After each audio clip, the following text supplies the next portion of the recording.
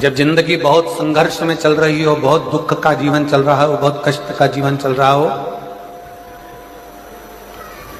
बहुत कष्टमय जीवन चल रहा हो, तब शमी के 5 पत्ते, शमी के 5 पत्ते एक दुर्वा के साथ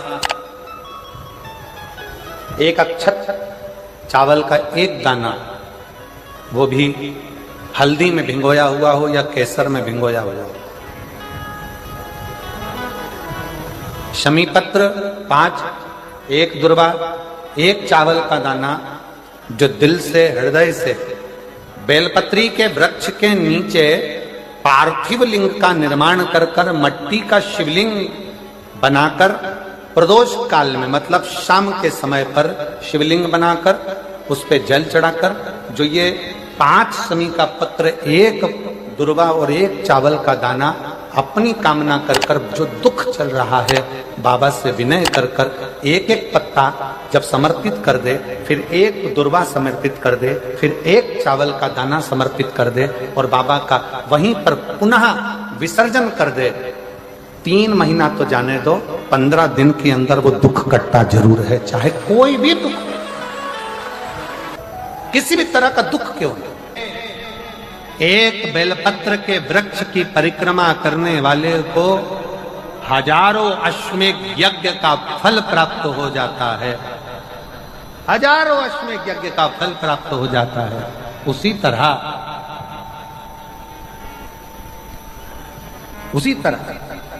एक पार्थिव लिंग का निर्माण करने वाले को, मिट्टी का शिवलिंग का निर्माण कर कर पूजन करने वालों को 12 ज्योतिर्लिंग के शिवलिंग के दर्शन का पुण्य फल प्राप्त। बहुत ध्यान लगाकर सुनिएगा। एक बेलपत्री और उस बेलपत्री में एक चंदन की बिंदी और एक अक्षत का दाना मात्र रखकर भी अगर शिवालय पर चढ़ा दी जाती है, एक बेलपत्री, एक चंदन का बिंदी, और चंदन फिर निवेदन करेंगे। आज के जमाने में तुम लोग सब घिसा घिसाया, पड़ा पड़ाया, डब्बी का सामान ले लेकर, वो नहीं, चंदन की मुठ्ठियां रखो, थोड़ा सा भी घिसो, जरा सा भी घिसो, उसकी एक बिंदी और एक चावल का दाना जब हम भगवान देवादिदेव महादेव को समर्पित करते हैं, अपनी कामना कर कर समर्पित करते हैं, तो निश्चितता है, पुराण की कथा कहती है, शंकर भगवान उसका फल शीघ्र प्रदान कर देते हैं। भले आपने कुछ करा ना करा, उसका फल तुम्हें मिल जाए। में जाना, लोटा भरकर जल समर्पित करना, और कभी तुम्हारे जीवन में अगर तुमको लग रहा है कि मैं दुखों से पीछा छूट ही नहीं रहा, तब उस जगह पर बेलपत्री के मध्य भाग में पीला चंदन, ये जो पत्ती है और ये 2 पत्ती हैं, ये बड़ी पत्ती और ये बीच की जो 2 पत्ती है, इसके बीच में जो डंडी का भाग रहता है, जो बीच में डंडी का जो भाग है, बड़ी पत्ती और ये 2 छोटी पत्ती के मध्य में जो डंडी का भाग है, उस डंडी के भाग में पीला चंदन और एक अक्षत पीला, शंकर भगवान को आप अगर प्रदोष काल में समर्पित कर रहे हैं, तो ये निश्चित है कि धीरे धीरे कर कर वो दुख समाप्त होगा, वो दुख हटेगा ही। प्रकट वर्णन किया गया शंकर भगवान की आराधना में, शिव की आराधना में, जब तुम्हें लगता है कि तुम्हारा व्यापार नहीं चल रहा, कोई तुम्हें धोखा दे रहा है, लक्ष्मी नहीं आ रही, बहुत चिंता में पड़े हुए हो, बहुत टेंशन में जिंदगी चल रही है, बहुत बीमारियां तुमको घेर ली है और चारों तरफ अंधेरा ही अंधेरा नजर आ रहा है, तुमने विचार करा अब मैं तो मर जाऊं तो अच्छा, मैं सुसाइड कर लूं तो अच्छा, मैं मर जाऊं तो अच्छा, तो मरने से पहले एक काम कर कर देखना, शंकर भगवान की आराधना कर कर देखना, शिव पर एक लोटा जल चढ़ा कर देखना, और ज्यादा चिंता, ज्यादा टेंशन हो तो बेलपत्री के जड़ को घिसकर उसका चंदन बनाकर शंकर को लेपन कर कर उसकी भी आराधना कर कर देखना कि बेल चंदन का फल क्या है। बेलपत्र, एक बेल, ये कोई साधारण नहीं, एक बेलपत्र, एक बेल, ये कोई साधारण नहीं, एक बेल। इसकी नीचे की डंडी से लेकर ये 2 पत्तियां जहां लगी हैं, और 2 पत्ती से लेकर ये बीच की जो पत्ती है उसमें जो गेप है, उसमें जो जगह है, दिख रही है आपको, ये 2 पत्ती से लेकर बीच की पत्ती के बीच में जो जगह खाली रहती है, 33 कोटि देवी देवताओं विराजमान रहते हैं बीच की जगह में। जब शिव जी को चढ़ाया जाता है तब इस पत्ती के बीच की जगह शंकर के शिवलिंग पर रखा जाता है।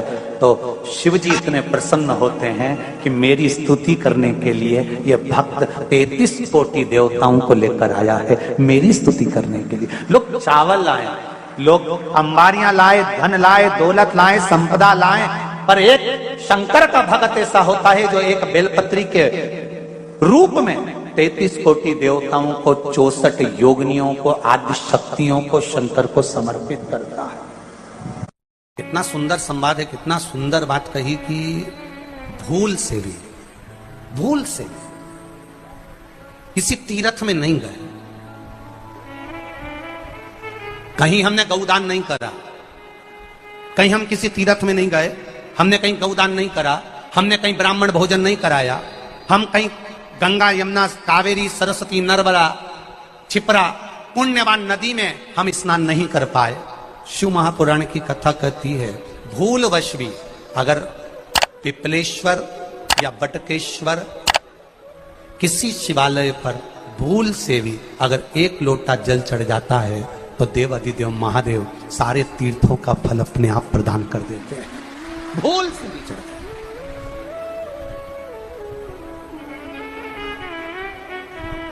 एकांतेश्वर महादेव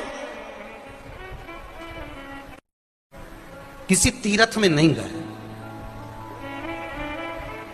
कहीं हमने गौदान नहीं करा, कहीं हम किसी तीर्थ में नहीं गए, हमने कहीं गौदान नहीं करा, हमने कहीं ब्राह्मण भोजन नहीं कराया, हम कहीं गंगा, यमुना, कावेरी, सरस्वती, नर्मदा, छिपरा, पुण्यवान नदी में हम स्नान नहीं कर पाए। शिव महापुराण की कथा कहती है भूलवश भी अगर पिपलेश्वर या बटकेश्वर किसी शिवालय पर भूल से भी अगर 1 लोटा जल चढ़ जाता है तो देव अधिदेव महादेव सारे तीर्थों का फल अपने आप प्रदान कर देते हैं। भूल से भी चढ़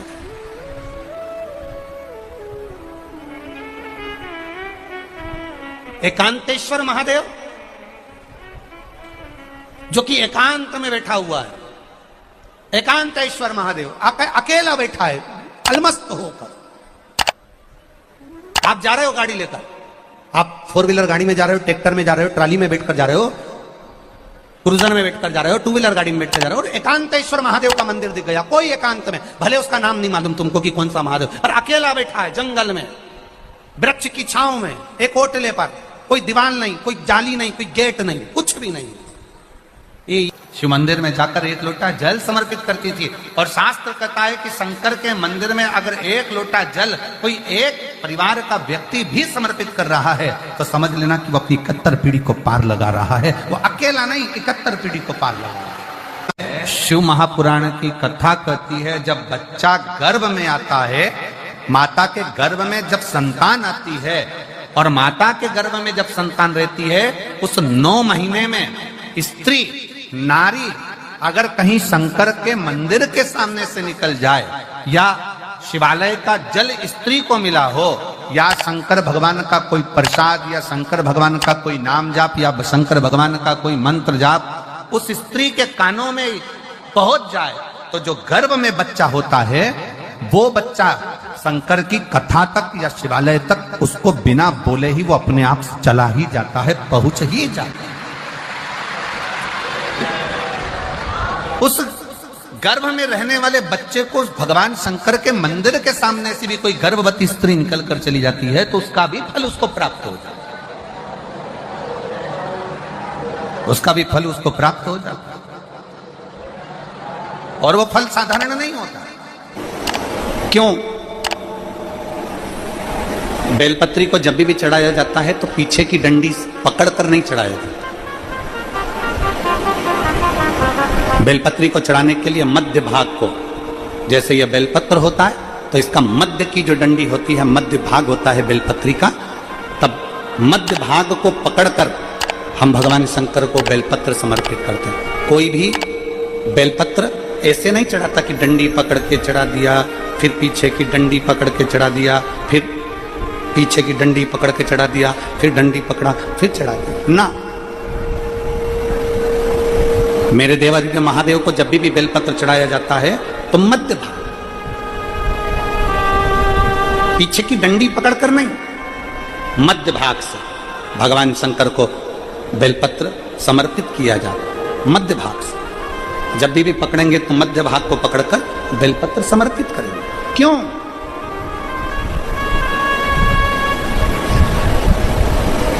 क्योंकि हमने भगवान शिव को मध्य भाग पकड़कर इसलिए समर्पित करा कि ये केवल बेलपत्र का मध्य भाग नहीं है मेरे शंभू, मेरे हृदय के मध्य भाग को मैं आपके चरणों में समर्पित कर रही हूं। मेरा दिल, मेरा हृदय, मेरा चित्त मैं आपको दे रही हूं। मध्य भाग एक विश्वास के साथ दे रही हूं। इतनी सुंदर बात नंदी ने कही है।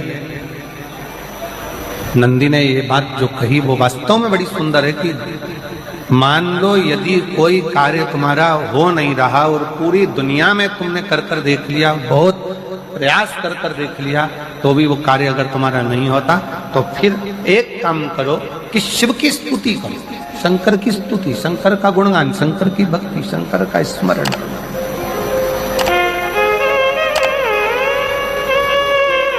फिर शिव की स्तुति करिए, शंकर से विनय करिए, शंकर से निवेदन करिए, शंकर का गुणगान करिए।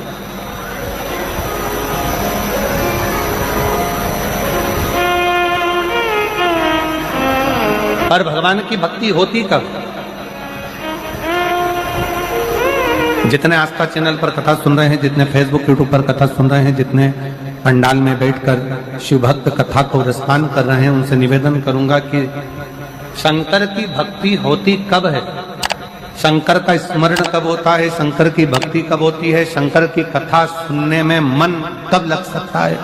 जब अपने भीतर की अभिमत्ता, अपने भीतर का अहम, अपने भीतर का अहंकार, अपने भीतर की आसक्ति, अपने भीतर का काम, अपने भीतर की तृष्णा जब दूर हो जाए तो समझो कि आप शिव में मन लगा बैठे।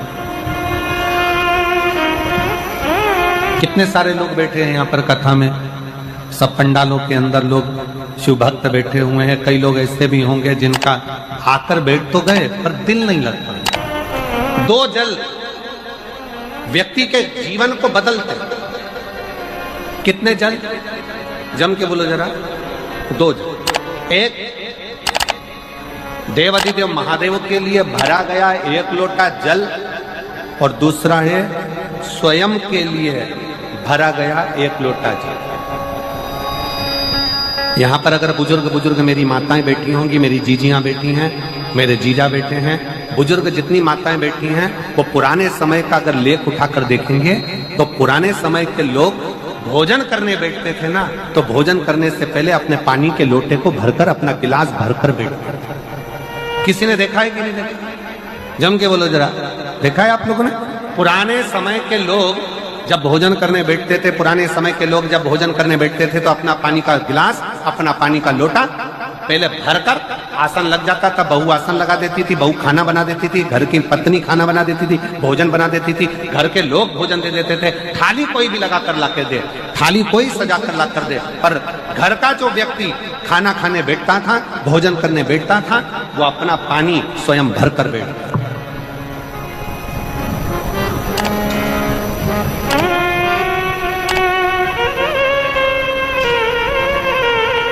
अब आज के जमाने में